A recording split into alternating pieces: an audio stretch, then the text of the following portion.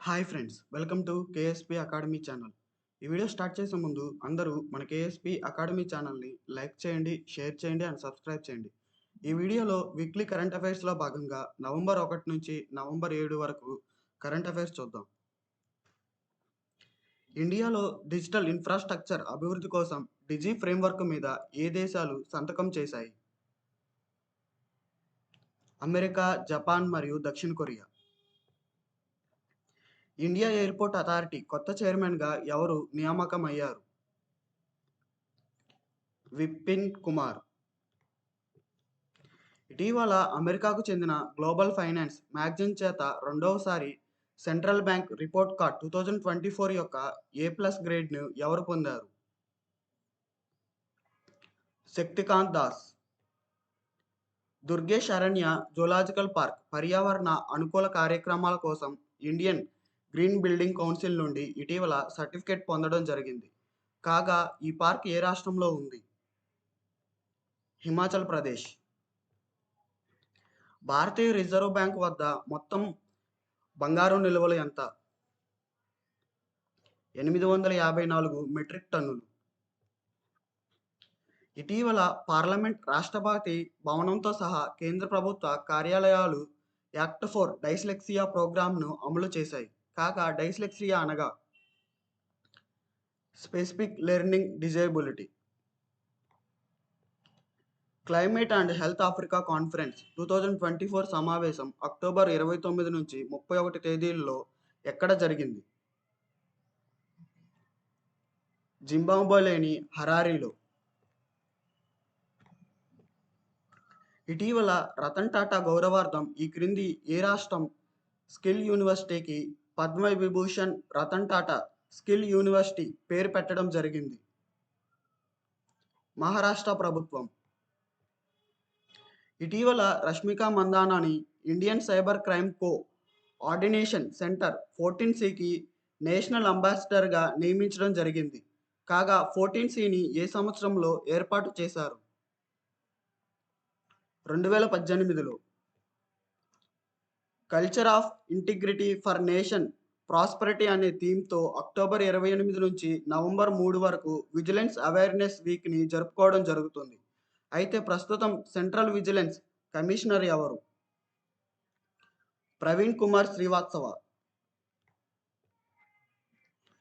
KS Puttaswamy versus Union of India case ఏ హక్కుకి సంబంధించింది? గోప్యతా హక్కుకు. ప్రపంచంలోనే అతిపెద్ద సోలార్ ఫ్లోటింగ్ ప్రాజెక్ట్ పూర్తి సామర్థ్యానికి చేరుకోవడం జరిగింది. కాగా ఈ ప్రాజెక్ట్ ఏ నదిపై ఉంది? నర్మదా నదిపై. ఇటీవల తైవాన్ భారతదేశంలో ఏ నగరంలో తైపీ ఎకనామిక్ అండ్ కల్చరల్ సెంటర్ని స్థాపించడం జరిగింది? ముంబై నందు. అక్టోబర్ 2024లో ప్రతిష్టాత్మక మిస్ గ్రాండ్ ఇంటర్నేషనల్ 2024 కిరీటాన్ని గెలుచుకున్న తొలి భారతీయురాలు ఎవరు? రాచల్ గుప్తా. భారతదేశంలో మొట్టమొదటి హెలికాప్టర్ అంబులెన్స్ సర్వీసెస్ను ఎక్కడ ప్రారంభించబడాయి?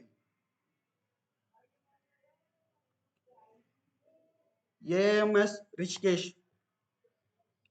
ఐక్యరాజ్యసమితి ప్రతి సంవత్సరం జర్నలిస్టులపై నేరాలకు శిక్షార్హత లేని అంతర్జాతీయ దినోత్సవాన్ని ఏ తేదీన నిర్వహిస్తుంది?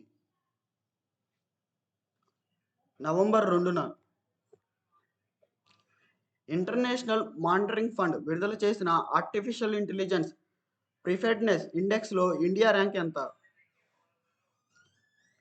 72. ఇటీవల అక్సాంగ్ 19 అనే ఖండాంతర బాలిస్టర్ మిసైల్ను ఏ దేశం ప్రయోగించింది? North Korea. వజ్రప్రహార్ ఎక్సర్సైజ్ యొక్క 17వ ఎడిషన్ నవంబర్ 2 నుంచి 22 తేదీల్లో ఇడహాలో నిర్వహించబడుతుంది. కాగా ఇది ఏ రెండు దేశాల మధ్య సంయుక్తంగా జరుగుతున్న ఆర్మీ ఎక్సర్సైజ్? ఇండియా మరియు యుఎస్ఏ. అర్హత ఉన్న కుటుంబాలకు ఉచిత గ్యాస్ సిలిండర్లను అందించడానికి ఇటీవల ఏ రాష్ట్ర ప్రభుత్వం దీపం 2 పథకాన్ని ప్రారంభించింది? ఆంధ్రప్రదేశ్. స్పేస్ యాత్రలని, ఫీల్డ్ టెస్టులని చేయడం కోసం ఇండియన్ స్పేస్ రీసెర్చ్ ఆర్గనైజేషన్ తొలిసారిగా అన్లాక్ స్పేస్ మిషన్ని ఎక్కడ ప్రారంభించింది? లేహ్ నందు. 2025లో జరగనున్న 17వ బ్రిక్స్ సమావేశానికి ఏ క్రింది దేశం ఆతిథ్యం ఇవ్వనుంది? చైనా. డుమాబోకో ఈ క్రింది ఏ దేశానికి 6వ అధ్యక్షుడిగా ఎన్నికయ్యారు? బోట్స్వానా. ఇంటర్నేషనల్ లేబర్ ఆర్గనైజేషన్ 352వ గవర్నింగ్ బాడీ సమావేశం జెనీవాలో జరిగింది. కాగా ఈ సమావేశానికి ఇండియా తరపున ఎవరు హాజరయ్యారు? సుమితా దావ్రా. ఇటీవల ఏ రాష్ట్ర ప్రభుత్వం హీట్ వేవ్ను రాష్ట్ర నిర్దిష్ట విపత్తుగా ప్రకటించడం జరిగింది? తమిళనాడు. భారత ప్రభుత్వం వన్ డిస్టిక్ వన్ ప్రొడక్ట్ ప్రచారాన్ని ఇటీవల ఎక్కడ ప్రారంభించింది? సౌదీ అరేబియాలోని రియాద్ నందు. స్పేస్ సెక్టార్లో అభివృద్ధి కోసం ఇటీవల కేంద్ర ప్రభుత్వం ఎంత మొత్తంలో వెంచర్ క్యాపిటల్ ఫండ్ కి ఆమోదం తెలపడం జరిగింది? 1000 కోట్లకు. ఆరోగ్య రంగంలో ఇన్నోవేషన్ని ప్రోత్సహించేందుకు ఇటీవల first is the world challenge అనే ప్రోగ్రాంని ఈ క్రింది ఏ సంస్థ ప్రారంభించింది? Indian council of medical research. ఇటీవల జరిగిన అండర్-19 వరల్డ్ బాక్సింగ్ ఛాంపియన్షిప్లో భారత్ 17 పథకాలు గెలుచుకోవడం జరిగింది. కాగా ఈ పోటీలు ఎక్కడ జరిగాయి? అమెరికాలోని కొలరాడోలో. వరల్డ్ అగ్రికల్చర్ ఫోరం సెక్రటరీ జనరల్గా ఎవరు నియామకమయ్యారు? జాక్లిన్ డి హారోజ్ వ్యూస్. ఇటీవల విడుదల చేసిన హెన్లీ పాస్పోర్ట్ ఇండెక్స్ 2024లో 105 దేశాలకు గాను ఇండియా 83వ స్థానంలో నిలవడం జరిగింది. కాగా తొలి స్థానంలో ఏ దేశం నిలిచింది? సింగపూర్. 2025 రిపబ్లిక్ డే వేడుకల్లో ముఖ్య అతిథిగా ప్రభావో సుబియాంటో పాల్గొననున్నారు. అయితే ప్రభావో సుబియాంటో ఏ దేశానికి అధ్యక్షుడు? ఇండోనేషియా. ఇటీవలలో వార్తల్లో నిలిచిన భారతదేశపు మొట్టమొదటి మంచినీటి తాబేలు వన్యప్రాణుల అభయారణ్యం ఎక్కడ ఉంది? ఉత్తరప్రదేశ్లోని వారణాసి నందు. ఇటీవల 19వ international conference of drugs regularity authority సమావేశానికి వరల్డ్ హెల్త్ ఆర్గనైజేషన్ మరియు central drugs standing control organisation సంయుక్తంగా ఎక్కడ నిర్వహించాయి? న్యూఢిల్లీ నందు.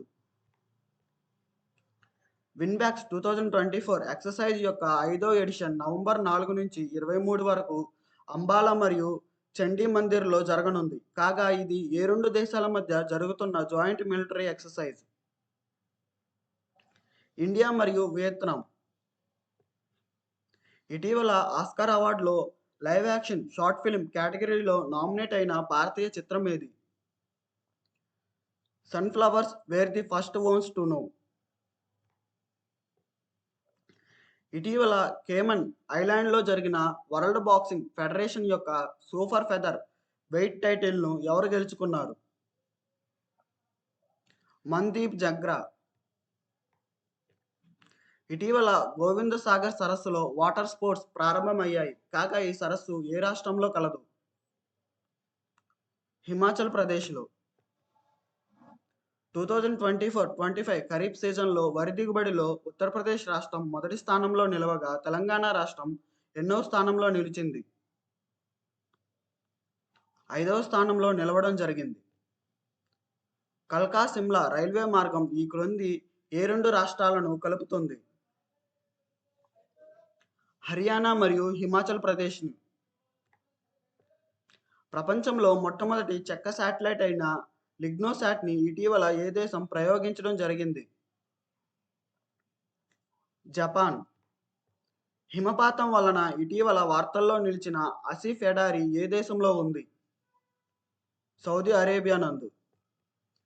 ఫ్రెండ్స్ అందరూ మన కేఎస్పి అకాడమీ ఛానల్ని లైక్ చేయండి, షేర్ చేయండి అండ్ సబ్స్క్రైబ్ చేయండి. కుదిరితే మీ ఫ్రెండ్స్కి ఈ వీడియో షేర్ చేయండి. Thank you for watching this video.